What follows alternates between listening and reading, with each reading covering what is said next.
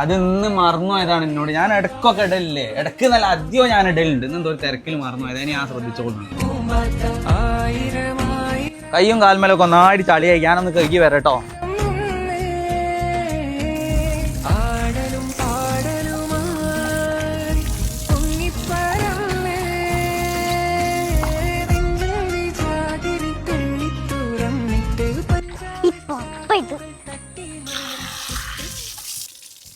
ഇനി എന്തിനാ pipe off ആക്കാൻ നിന്ന്? ഇപ്പൊ മഴക്കാലല്ലേ, നല്ലോണം വെള്ളമൊക്കെ അല്ലേ. വേനൽക്കാലാണെങ്കിലും മഴക്കാലാണെങ്കിലും നമ്മൾ വെള്ളം ശ്രദ്ധിക്കണം. വെള്ളം അമൂല്യാണ്, ഒരിക്കലും നമ്മൾ പാഴാക്കാൻ പറ്റില്ല.